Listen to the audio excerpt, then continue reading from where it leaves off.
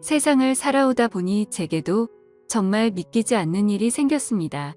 처음에는 숨 쉬는 것조차 힘들 정도로 충격이 커서 많이 힘들었는데 지금은 어느 정도 마음이 진정이 됐는지 숨만 겨우 쉬고 있을 정도입니다. 그래서 이제는 제 고민을 공유하고 다른 분들의 의견도 듣고 싶은 마음에 이렇게 사연을 보냅니다.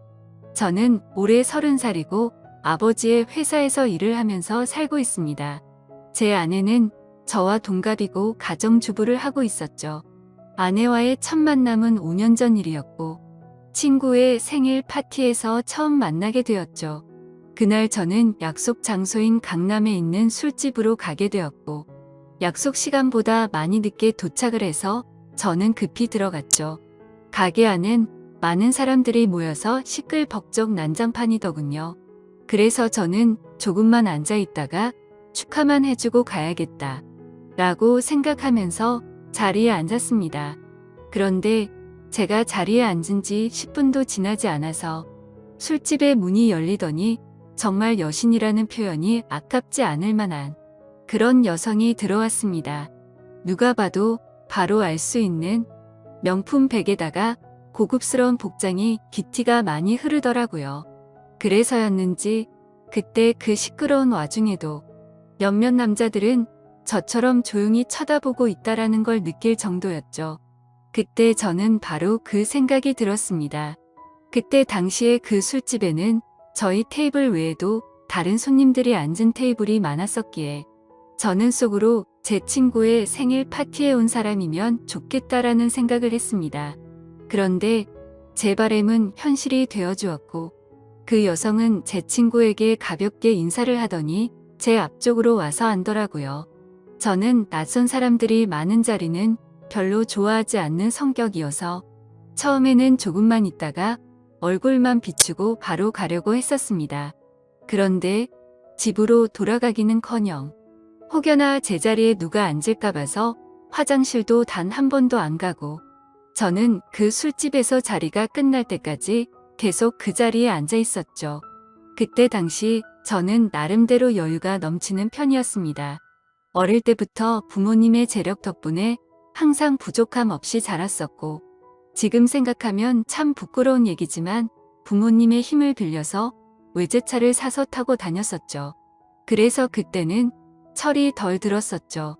뭔가 여유가 넘치는 척 있어 보이고 싶어서 저는 일부러 테이블 위에 차키를 올려놓고 있었습니다. 마주 앉았던 그녀는 차키를 봐서 그랬던 건지 제게 호감이 있어서 그랬던 건지 저에게 먼저 말을 걸어주더라고요. 지금 생각해보면 제가 여유가 넘쳐 보여서 그랬던 것 같다라는 생각이 들긴 하네요. 아무쪼록 그녀는 딱히 직업이 있었던 건 아니었고 모델 활동을 한다고 하더군요. 그래서 그때 당시에 저는 모델이라고는 패션 모델이나 레이싱 모델 뭐 이런 거를 생각했었죠. 그런데 알고 보니 전문적인 모델은 아니었고 SNS에서 제법 인기가 많았는데 광고 회사들이 화장품이며 옷이며 가릴 거 없이 가끔 홍보를 제안하는데 그럴 때마다 사용 후기 같은 걸 남기는 그런 프리랜서 개념의 일이었습니다.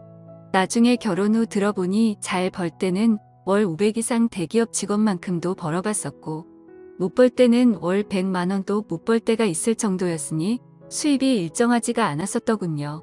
그래서 그녀와 저는 많은 대화를 나누었는데 그녀는 약간 욜로족의 마인드가 강하더군요. 그때만 해도 욜로족이 뭐지? 라는 생각을 했는데 알고 보니 미래를 위해서 현재를 희생하기보다는 미래 걱정은 접어둔 채 당장 현재를 즐기려고 하는 그런 마인드를 가진 사람이었습니다.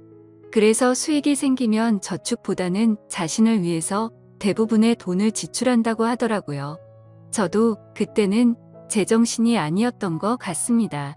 콩깍지가 제대로 씌었던 건지 제가 여유가 많았었던 편이어서 그랬던 건지 모르겠지만 그런 마인드를 가진 그녀가 왠지 자유로워 보였고 뭔가 멋있어 보이기까지 했습니다. 그런데 그런 사상이 얼마나 잘못된 건지 살아가면서 많이 느끼게 되었죠.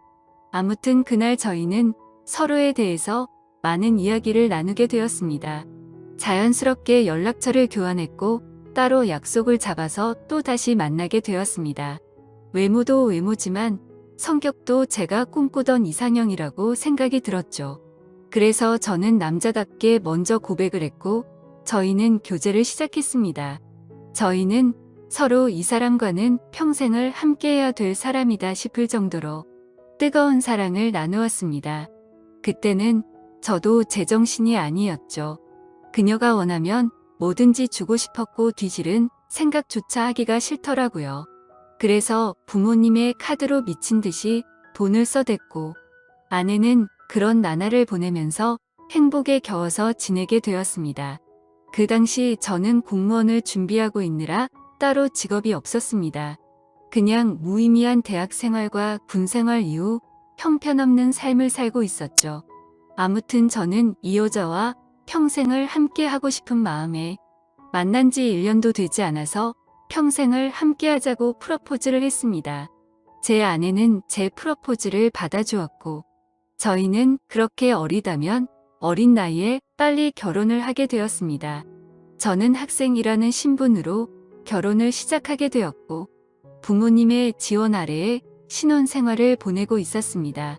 아내는 저를 만난 뒤로부터는 결혼 전에 하던 SNS 활동을 중단했었고 저희는 그렇게 집에서만 뒹굴면서 하루하루를 보내고 있었습니다. 제 부모님이 모든 생활비를 전액 지원해 주셨지만 저는 결국 공무원 시험에 떨어지게 되었고 좌절감에 빠져 있었습니다. 그래서 도저히 이런 생활을 이어나가는 건 아니다 싶었고 저는 사업이라도 해보는 게 어떨까라고 생각을 했습니다. 그때는 왜 그랬는지 모르겠지만 제 스스로 멍청하게도 자존감이 너무나 강했습니다. 그냥 제가 뭘 시작하면 언제든지 돈은 쉽게 따라올 거라고 착각 속에 살았던 거죠. 그래서 지인들 몇 명과 함께 사업을 구상하기 시작했고 부모님께 부탁을 드려서 저는 사업을 시작하게 되었습니다. 처음에는 생각보다도 훨씬 잘 되었습니다. 동업을 하게 된 지인들과 저는 열심히 발벗고 뛰었습니다.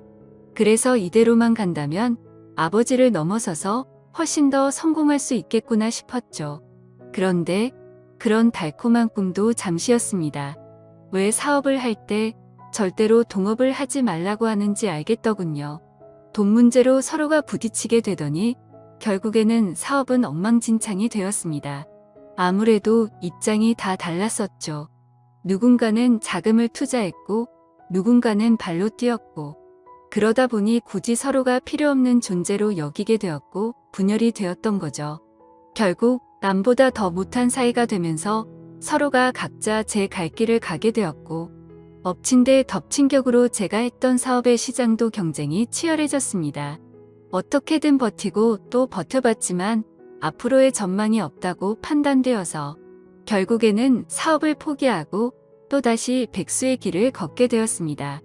그때부터는 점점 부모님 뵙기도 부끄러웠고 제 자신에 대한 자존감이 낮아질 대로 낮아졌습니다. 저는 신경이 날카로워졌고 그런 저를 걱정해 주시는 부모님과도 큰 싸움을 하게 되었습니다. 무슨 자신감인지 다 필요 없으니까 저한테 연락을 하지 말라고 하면서 부모님과 연락도 끊게 된 거죠. 부모님도 그때는 지칠 대로 지치셨는지 완강하셨습니다. 무엇보다도 아내는 그런 제게 엄청나게 불만을 가졌고 매일같이 짜증을 냈습니다. 지금 당장 우리 둘 다 수입이 없는데 그렇게 싸우면 우리 생활을 어떻게 하느냐고 말이죠.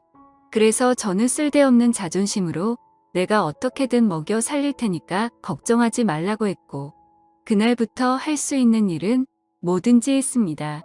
쓸 수 있는 게 몸뚱아리밖에 없다 보니 배달 대행도 해보고 대리기사도 뛰었습니다. 그렇게 1년 동안 겨우 입에 풀칠하면서 버텨갔지만 도저히 미래에 대한 비전이 안 보였습니다. 그래서 결국 저는 부모님께 사죄를 드리게 되었습니다. 그동안 실망시켜드린 죄스러운 마음을 보답하기 위해서 아버지 회사로 들어갔습니다. 아버지 회사는 동생이 대학을 포기한 채 사업을 돕고 있었고 동생이 그 사업을 이을 예정이었습니다. 저 또한 아버지의 뒤를 이을 생각으로 들어간 건 아니었고 그래도 하루 벌어 하루 먹고 사는 인생보다는 기술이라도 배우는 게 낫겠다 싶어서 들어가게 된 거였죠. 동생의 밑에서 일을 배워가며 했지만 기분이 나쁜 건 전혀 없었습니다. 1년 동안 더 뼈저리게 사회생활이 힘들다라는 걸 깨달은 덕분이었죠. 그래서 그동안 부모님 카드로 돈을 막무가내로 쓰던 지나날을 반성하게 됐고, 오히려 그동안의 잘못을 뉘우치면서 저는 부모님의 신뢰를 얻기 위해 정말 열심히 살았습니다. 그렇게 하다 보니 좋은 결과들이 점차 뒤따라오기 시작하더라고요. 기존의 업체들보다 제법 규모가 큰 업체들이 운 좋게 거래처로 들어오게 되었습니다. 그 후 저의 출근 시간은 매일 새벽 6시가 되었고, 퇴근은 저녁 10시 이후에 하는 생활이 이어졌습니다. 그런 생활이 이어지다 보니 자연스럽게 몸과 마음은 점점 힘이 들었죠. 하지만 과거 부모님 등쳐먹으면서 백수로 지낼 때보다는 훨씬 나았습니다. 항상 떳떳하지 못했던 제 자신이 이제서야 사람 취급받을 수 있겠구나 싶었고, 제 스스로를 안도하면서 힘을 내고 있었죠. 이렇게 열심히 땀 흘려가면서 사는 게 맞구나 싶으면서 말이죠. 그때쯤에 아내는 휴대폰을 바꿔달라고 하더라고요. 그래서 저는 신규로 가입하는 게 저렴하길래 신규로 하나 사주었습니다. 제 아내는 연애 시절부터 그랬지만 항상 휴대폰을 손에서 놓지 않고 살았습니다. 여자들이 원래 핸드폰으로 이것저것 많이들 하니까 뭐 그러려니 했었죠.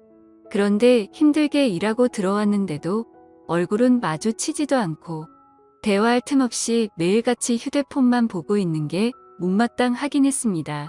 그래도 예전처럼 돈도 펑펑 쓰게 못해주는데 그런 사소한 것까지 건들고 싶지는 않았습니다. 그렇게 힘든 하루하루를 보내고 있었는데 저는 최근에 업무가 과했던 건지 약간 몸에 무리가 오더라고요.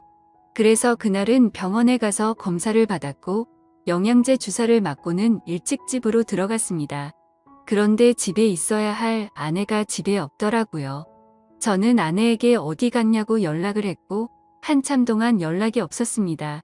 평소에 항상 휴대폰을 분신처럼 끼고 사는 사람이 연락이 없으니까 뭐지 싶었죠. 그러다 저는 몸이 너무 좋지 않아서 저도 모르게 잠이 들었고 제가 연락을 한 지 거의 2시간이 지나서 아내에게서 답장이 와 있더라고요. 친정에 왔는데 잠깐 잠들었었다며 지금 집에 들어온다고 하더군요. 그래서 그때는 큰 의심 없이 그냥 그런가 보다 했습니다. 그러다 결국 사건이 터지고 말았습니다. 저는 병원을 다녀온 뒤로 무리하다가는 큰일 생길 수도 있으니 주말에는 좀 쉬라고 하더군요. 그래서 모처럼 주말에 아내와 초저녁부터 외식을 하면서 술을 한잔하고 있었죠. 그렇게 한창 술을 마시다 아내는 화장실에 갔고 아내 가방에서 카톡 소리가 나더라고요.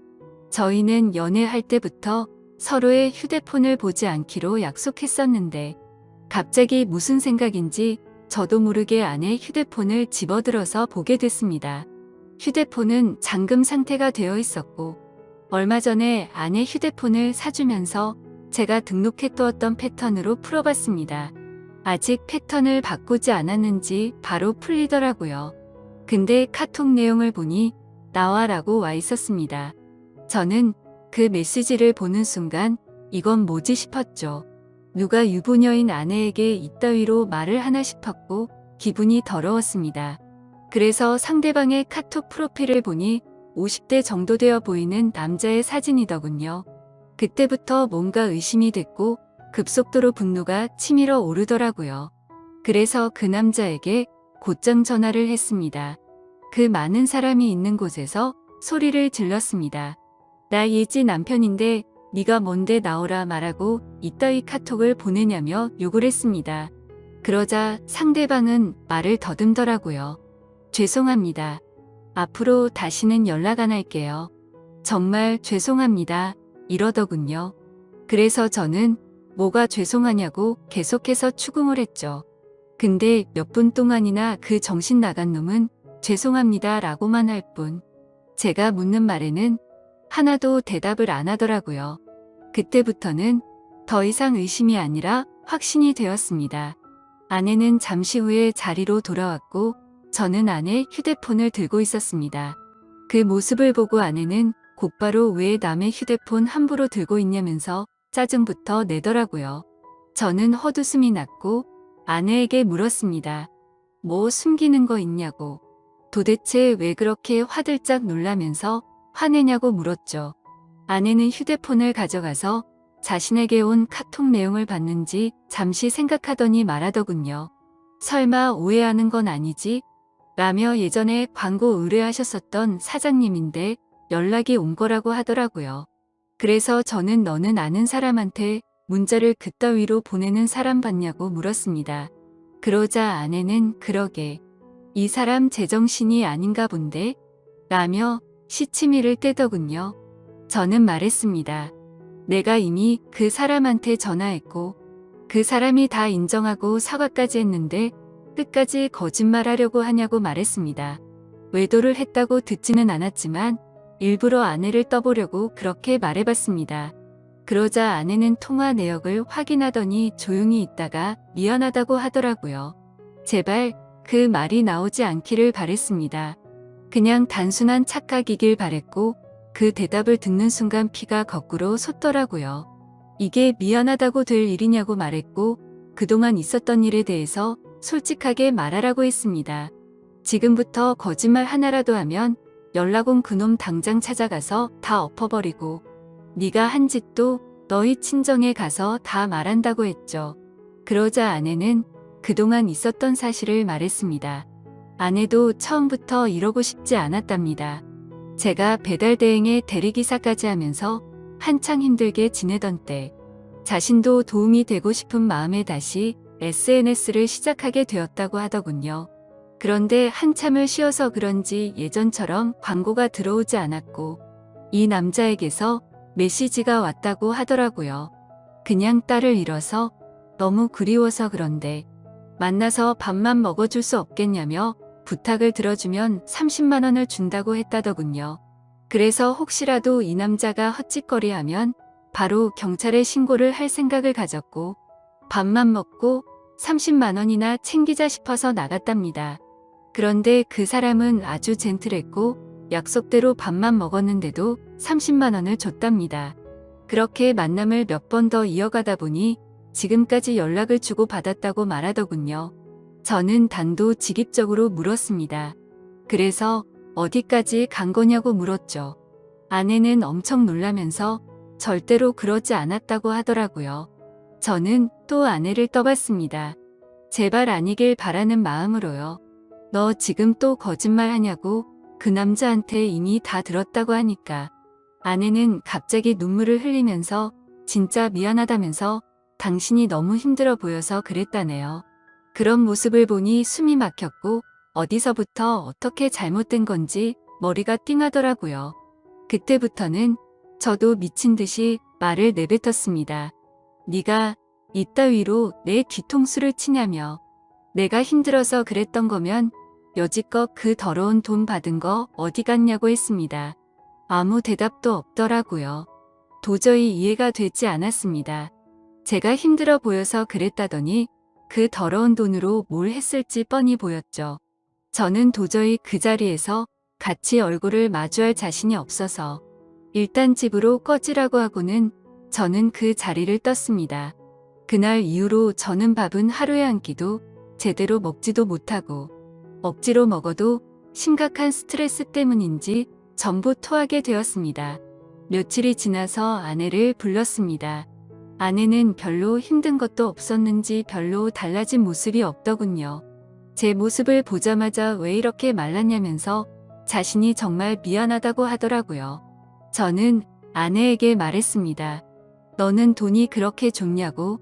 내가 잠깐 힘들게 하니까 그새를 못 참고 그렇게 곧바로 다른 남자한테 붙어 먹으면서 그 더러운 돈으로 네가 사고 싶은 거 사면서 좋았냐고 했습니다. 그러자 마음이 너무 많이 불편했답니다. 근데 여자한테 필수적으로 필요한 화장품이며 여성용품을 샀고 사치를 부리지 않았다면서 핑계를 대더라고요. 제가 나름대로 1년 동안 열심히 일해가면서 벌어다 준 돈은 돈이 아닌가요? 저는 그동안 내가 집에 넣어준 생활비는 어디다 썼냐고 거짓말하지 말라고 했습니다. 아내는 사실 친정에서 돈이 필요하다고 해서 거기다가 생활비를 보내줬다고 하더군요. 진짜 너무 어이가 없고 기가 막혔습니다. 아내와 제가 결혼을 할 때 돈 한 푼도 보태지 않았던 친정이고 제 부모님과 다투고 밥 사 먹을 돈도 없어서 도움을 청했을 때 매정하게 거절했던 장인 장모였습니다. 근데 그런 인간들한테 제가 피땀 흘려 번 돈을 보냈다고 하네요. 이 말을 아내에게 하면서 네가 도대체 생각이 있냐고 물었습니다. 그러자 그럼 어떻게 하냐며 아무리 그래도 부모님이 힘들다고 하는데 어쩔 수 없었답니다. 도대체 뭘 어쩔 수가 없다는 거죠?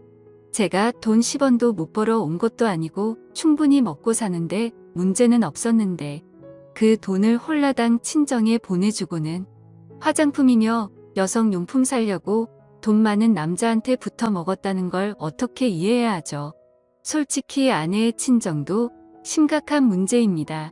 저희 집에만 매달려서 돈 한 푼도 없이 딸을 시집 보낸 것도 모자라서 제가 아내 모르게 돈을 빌려준 돈도 꽤 많습니다.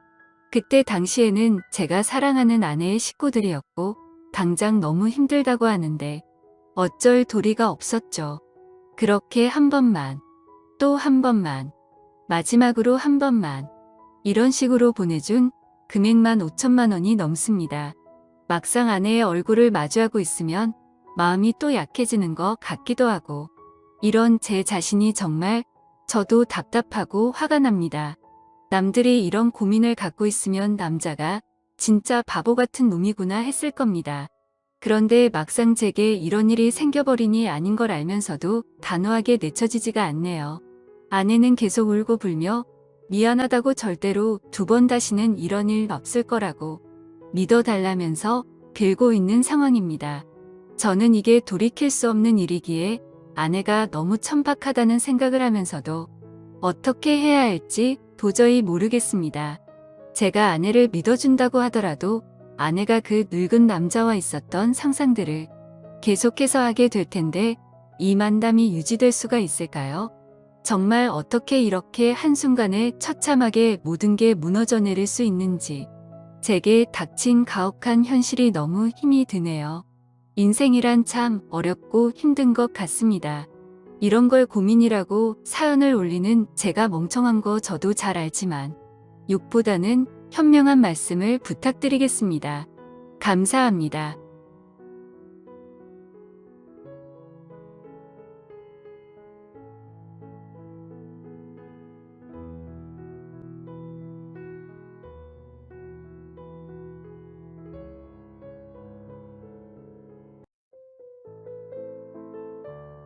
안녕하세요. 저는 현재 결혼 3년 차가 되었고 한창 신혼생활을 즐기고 있는 남성입니다. 사실 이 얘기를 할까 말까 망설였습니다. 하지만 저 혼자만의 생각으로 되돌릴 수 없는 일을 저지른다면 나중에 너무 큰 후회가 되지 않을까 싶어서 글을 남기게 되었습니다. 이야기를 시작하기 앞서서 제 고민을 말씀드리면 저는 제 아내를 옆에 두고 있지만 계속해서 장모님이 생각나서 미칠 것 같습니다. 제 이야기를 읽어봐 주시고 어떻게 하는 게 현명할지 좋은 말씀 부탁드립니다. 저는 원래 가진 것 없는 흙수저 출신입니다. 그래서 돈에 관심이 굉장히 많았고 사업에 큰 뜻이 있었죠. 어릴 때는 공부도 썩 잘하지 못했고 할 줄 아는 거라고는 운동밖에 없었습니다. 그렇게 자라오다 보니 저는 자연스럽게 헬스 트레이너라는 직업이 생겼죠. 결국 저는 남들보다 열심히 살았습니다. 몇 년 동안을 열심히 돈을 모았고 결국에는 동네에 작은 헬스장을 차리게 되었죠. 참 작지만 나름대로는 의미가 깊은 곳이었습니다. 앞으로의 삶에 큰 기대도 주었고 지금의 아내도 그곳에서 만났으니깐요. 아무쪼록 처음에는 영업이 잘 된 덕분에 승승장구할 것만 같았습니다. 그래서 큰 걱정 없이 지금의 제 아내와 결혼까지 하게 되었죠. 하지만 생각처럼 삶을 녹록지가 않더군요. 헬스장을 운영하다 보니 경영악화로 인해서 회원들은 줄어들었고 결국에는 모아둔 돈은 바닥이 나서 빈털터리 신세로 결국 폐업을 하게 되었습니다.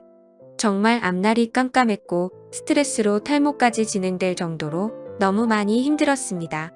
그렇게 힘든 시기에 저희 부부에게 손을 내밀어 준 분이 있었는데 그게 바로 장모님이었습니다.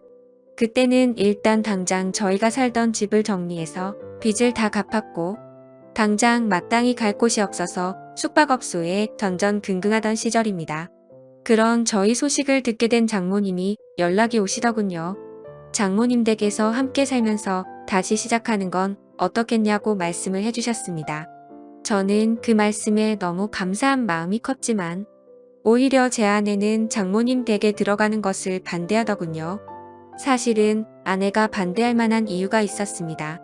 다들 아내가 친정으로 들어간다고 하면 좋아할 거라고 생각하시겠지만 아내는 그렇지 않은 게 장모님과 별로 사이가 좋지 않았기 때문이죠. 왜냐하면 장모님은 아내의 친엄마가 아니라 새엄마였기 때문입니다. 장모님은 아내가 20살이 되었을 때 재혼을 하셨는데 아버지는 재혼한 지 2년도 채 안 되어서 돌아가셨다고 했습니다. 그래서 장인어른이 살아계실 때는 가족처럼 지내기 위해 노력했었다고 하는데 장인어른이 돌아가시고 난 뒤로는 아내가 곧바로 독립을 했다고 하더라고요. 그렇다고 기분 나쁘게 집을 나온 건 아니었고 취직을 하면서 회사 근처로 옮긴다며 자연스럽게 나와서 지냈다고 했습니다. 아무쪼록 그렇게 집 밖으로 나와서 지내게 되니 함께 지내면서 친해질 시간은 딱히 없게 되었던 거죠. 그래서 아내와 장모님은 여전히 서먹서먹한 사이였습니다. 그렇다고 서로 싫어하는 건 아니었습니다. 아내도 처음 재혼을 할 때 별로 싫어했던 건 아니었다네요. 물론 새엄마가 자신과 나이 차이가 15살 밖에 차이가 나지 않는 건 몰랐다네요. 그래서 언니 같은 느낌이 강했고 엄마로 느껴지기에는 조금 어려웠던 거죠. 게다가 아버지를 믿고 결혼을 했는데 금방 세상을 떠나셔서 오히려 미안했다고 했습니다. 그냥 말 그대로 서로가 싫어하는 게 아니라 별로 친하지가 않았을 뿐이었죠. 하지만 장모님은 제 아내를 많이 위해주는 착한 심성이셨던 것 같습니다. 안타깝게 결혼 생활을 짧게 하고 남편을 떠나보냈지만 유산 덕분에 그래도 일도 하지 않고 잘 먹고 잘 사는데 아내가 길바닥에 나앉았다고 하니 차마 지켜만 볼 수 없으셨던 거죠. 여하튼 저는 아내가 불편할 걸 알았지만 어쩔 도리가 없었습니다. 아무리 생각해도 현실적으로 가장 합리적인 선택은 처가 살이었죠. 제 본가는 시골에 있어서 간다고 하더라도 주변에 논과 밭밖에 없어서 제대로 된 직장을 구할 수도 없는 노릇이었고 다시 재기하기에는 결코 갈 수가 없다고 생각했습니다. 장모님이 계신 집이 평수도 넓은데 혼자 계시기에는 남는 방도 많았으니 저와 아내가 조금만 불편함을 감수한다면 아주 이상적인 선택이라고 생각을 했습니다. 그래서 저는 며칠 동안 끈질기게 아내를 설득하고 또 설득을 했습니다. 평생 같이 지내는 것도 아니고 집을 얻을 수 있는 돈을 모을 때까지만 장모님 댁에서 지내자고 했죠. 결국 아내도 현실과 타협을 하게 됐고 저희는 그렇게 장모님 댁으로 들어가게 되었습니다. 솔직히 저라고 마음이 편했을까요? 저도 염치가 있었기에 정말 너무나도 마음이 불편하긴 했었습니다. 하지만 어쩔 수 없이 장모님 댁에 들어가서 살게 되었죠. 그렇게 한 달이라는 시간이 지났습니다. 아내는 원래 다니던 회사에 계속해서 다녔고 저는 장모님 댁에서 멀지 않은 곳에 헬스 트레이너로 취직을 하게 되었죠. 저는 직업의 특성상 사람이 많은 주말에는 쉬는 날이 없었고 평일 중에 하루만 쉬는 날이 있었습니다. 그리고 아내와는 출근 시간 자체도 달랐었죠. 저는 저녁에 출근을 했고 아내는 아침 일찍 출근을 했으니깐요. 어느 날 평일에 제가 쉬는 날이었습니다.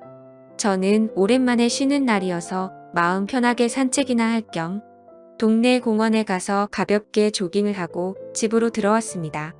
그런데 문을 들어서는 순간 깜짝 놀랐습니다. 거실의 의자는 나뒹굴고 있었고 장모님은 쓰러져서 앓는 소리를 내고 계시더라고요. 저는 놀라서 얼른 장모님께 달려 들어갔습니다. 몸 상태를 봤더니 다행히 어디가 부러지거나 한 건 아니었고 근육이 놀라서 경직이 되어 있었습니다. 무슨 일이냐고 여쭤봤더니 거실의 전등을 교체하기 위해서 의자 위에 올라가셨다가 의자가 넘어지는 바람에 바닥에 떨어졌다고 하시더라고요. 저는 제가 하면 되는데 왜 그렇게 하셨냐고 역정을 냈고 어디 다른 곳 크게 아픈 곳은 없냐고 물었습니다. 장모님이 크게 다친 곳은 없는 것 같은데 허리가 조금 삐끗한 것 같다고 말씀을 하시더라고요. 그래서 저는 마사지 자격증도 가지고 있었기에 장모님에게 마사지를 해드리겠다고 말씀을 드렸습니다. 처음에는 민망하셨는지 제 호의를 계속해서 거절하시더라고요. 하지만 장모님 댁에 오고 나서 해드린 것도 없어 죄송했던 터라 저는 고집을 부렸습니다. 오늘도 제가 전등 갈았으면 이럴 일 없었는데 장모님께서 계속 거절하시면 제가 너무 죄송해서 지내기 더 불편하다고 말씀을 드렸죠. 그렇게까지 말씀을 드리니 장모님께서도 정 마음이 그러면 알겠다면서 마사지를 받겠다고 하시더라고요. 그래서 저는 장모님을 부축하고서 장모님 방으로 들어갔습니다. 사실 장모님 댁에 들어온 지도 한 달이나 지났지만 장모님의 방에 들어가 본 건 그날이 처음이었습니다. 방 안에는 캔들을 켜놔서인지 정말 좋은 향기가 온 방을 가득 채우고 있더라고요.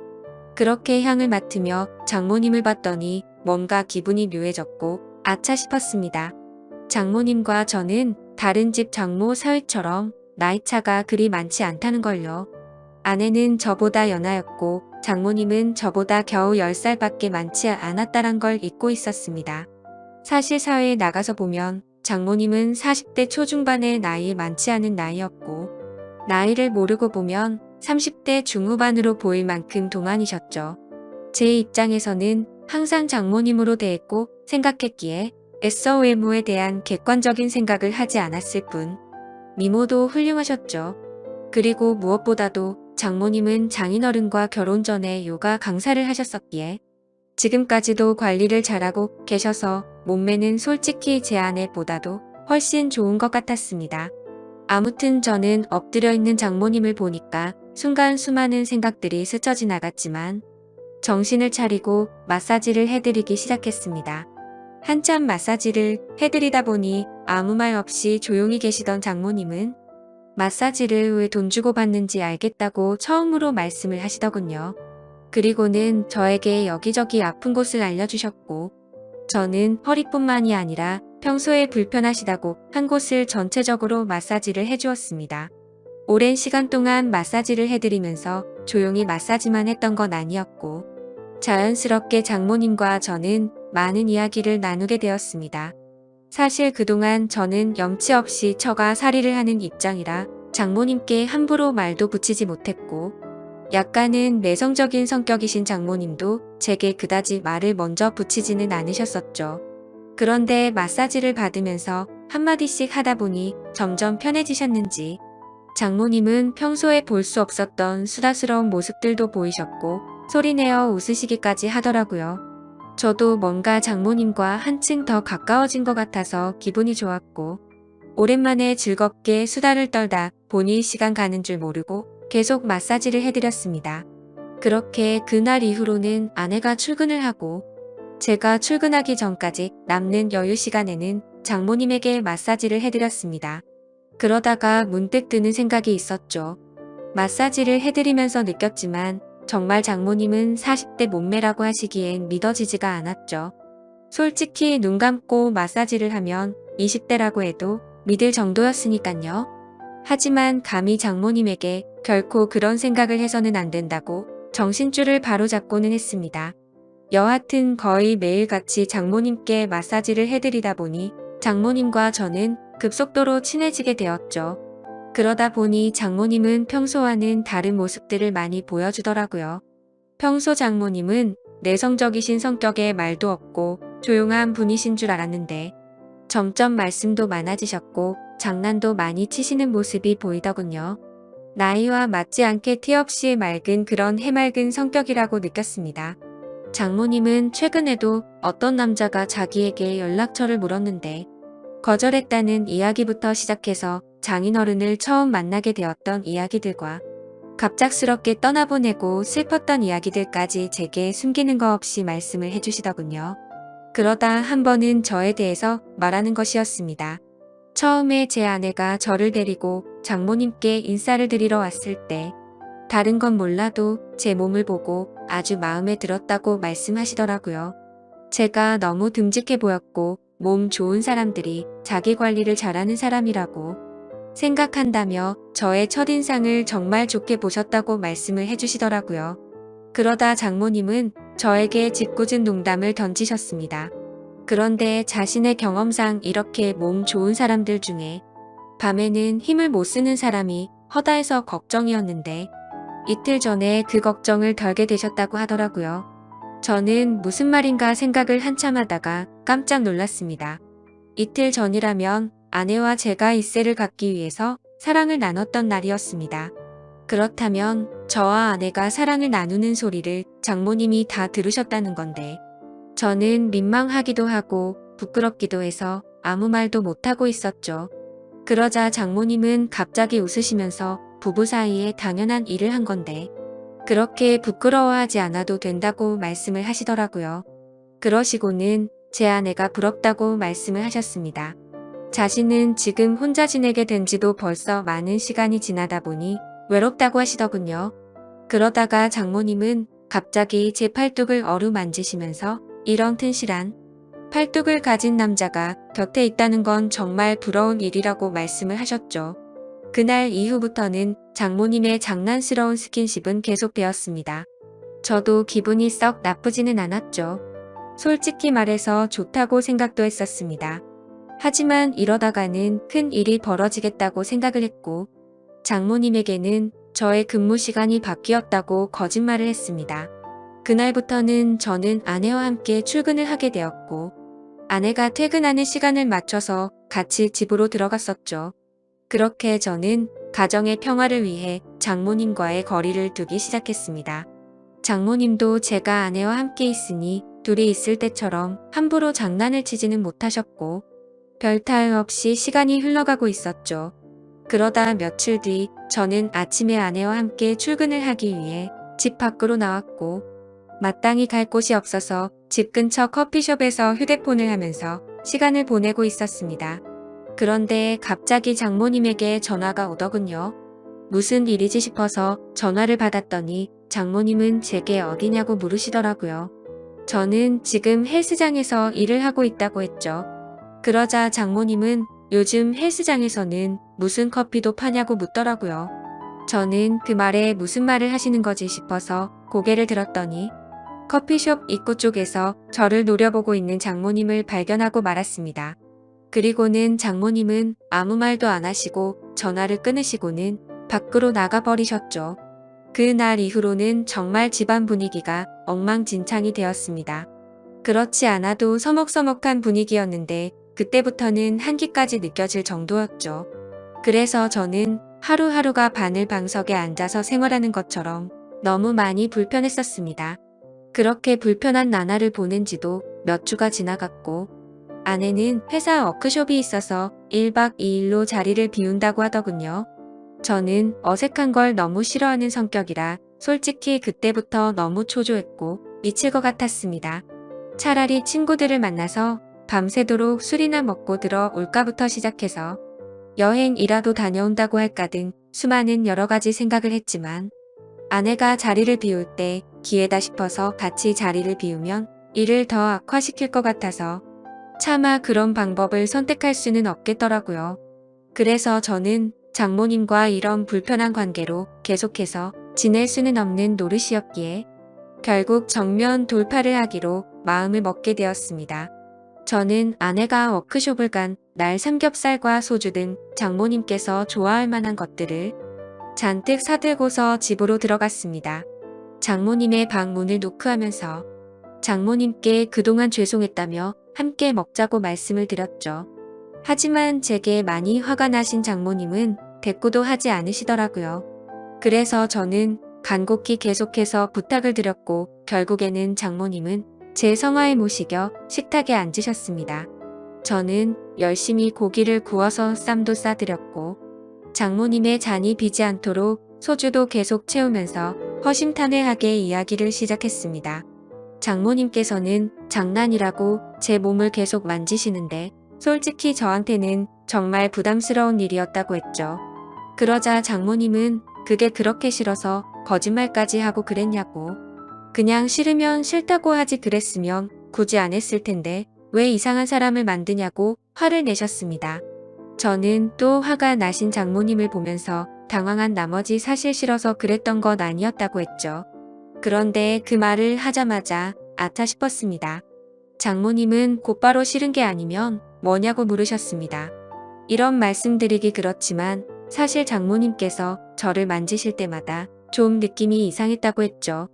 장모님은 그때부터 뭔가 표정이 달라지시더니 무슨 느낌이 이상하냐고 했습니다.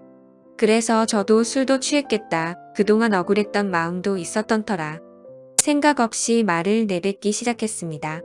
장모님처럼 젊으시고 예쁘신 분이 저를 만지시니까 당연히 이상한 생각이 들고 그랬다고. 저도 남자인데 아무렇지 않은 게 이상하지 않겠냐고 필터를 거치지 않고 마구 말을 했죠.